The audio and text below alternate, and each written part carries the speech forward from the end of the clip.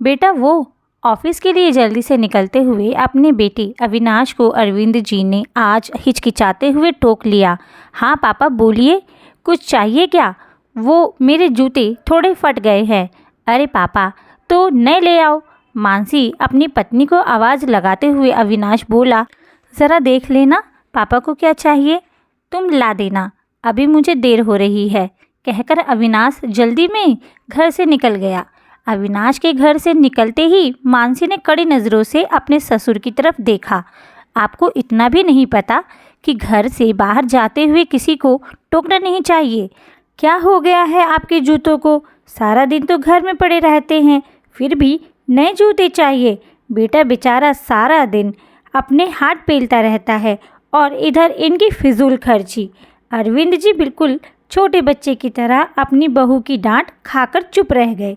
इतना बखेड़ा होने के बाद भी अरविंद जी के नए जूते तो नहीं आए और ना ही अविनाश ने इस और ध्यान दिया, क्योंकि उसे अपनी पत्नी पर अंधविश्वास था कि वो उसके पिता का बहुत ध्यान रखती है। ऐसा हो भी क्यों ना, क्योंकि जब तक अविनाश घर में रहता था मानसी अपने ससुर के साथ बहुत अच्छा व्यवहार करती थी। अविनाश को दिखा दिखाकर अपने ससुर के लिए चाय नाश्ता बनाती थी। इसी विश्वास में आकर ही घर की सारी बागडोर अविनाश ने अपनी पत्नी के हाथ में सौंप रखी थी। उसके खुद के पास तो इतना समय भी नहीं था कि 10 मिनट अपने पिता के पास बैठकर उनसे बात कर ले। वो मानसी के दोहरे चेहरे से अनभिज्ञ ही था। रात को अविनाश के घर आने से पहले ही मानसी अपने ससुर को खाना देकर उनके कमरे में भेज देती थी।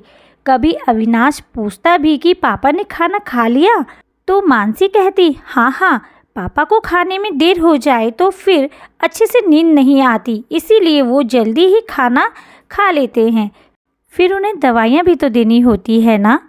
अविनाश पत्नी के मीठे बोलों के पीछे छिपी मनसा को कभी समझ ही नहीं पाया।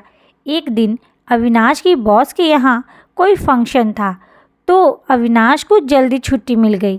उसने सोचा चलो आज मानसी और पापा को सरप्राइज़ देता हूँ, आज उन्हें लेकर कहीं बाहर घूमने चलता हूँ। वो मानसी को बिना कुछ बताए घर आ गया। मानसी की तेज आवाज़ सुनकर उसके पैर ठिठक गए। मानसी ज़ोर ज़ोर से चिल्ला रही थी, आपको कुछ सुनाई नहीं देता क्या? जो बना है जल्दी से खा लो। बेटे के आगे ज़्यादा नौटंकी दिखाने की ज़रूरत नहीं है। कभी रोटी कड़ी है, कभी सब्जी में मिर्च है। ये कोई होटल नहीं है, घर है, खाना बनाने में मेहनत लगती है। पत्नी के बोल सुनकर अविनाश को बहुत गुस्सा आ रहा था, लेकिन उसने उस वक्त अपने गुस्से को पी लिया।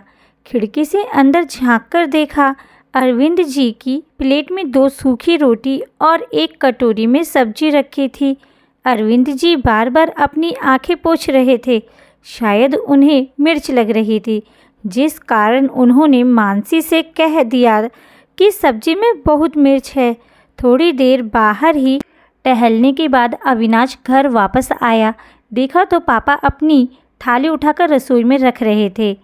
अचानक से अविनाश को देखकर मानसी सकपका गई। अरे आज आप इतनी जल्दी आ गए? वो ऑफिस में काम नहीं था तो आ गया, बहुत भूख लगी है, जल्दी से खाना लगा दो।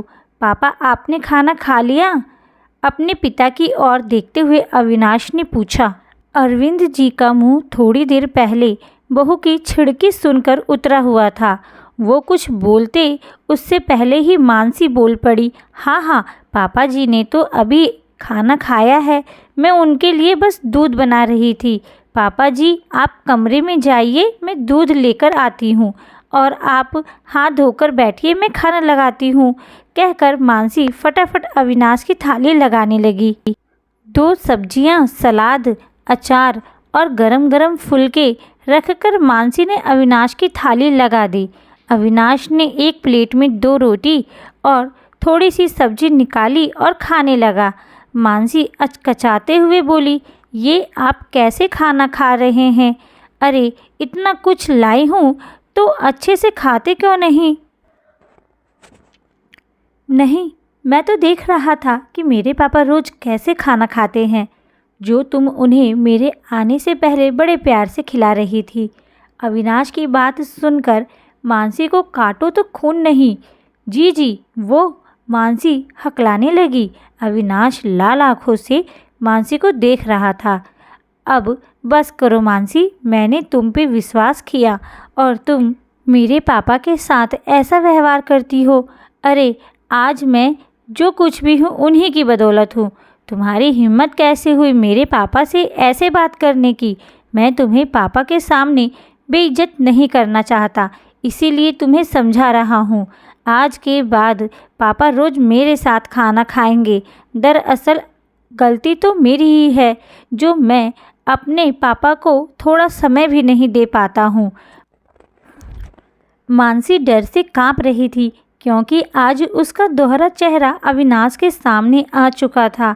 अविनाश उसी समय अपने पापा के कमरे में गया, उनका हाथ अपने हाथों में लेकर बोला, पापा मुझे माफ़ कर दीजिए जो मैं आपकी तकलीफ़ समझ नहीं पाया, लेकिन आज के बाद आपको शिकायत का मौका नहीं दूंगा।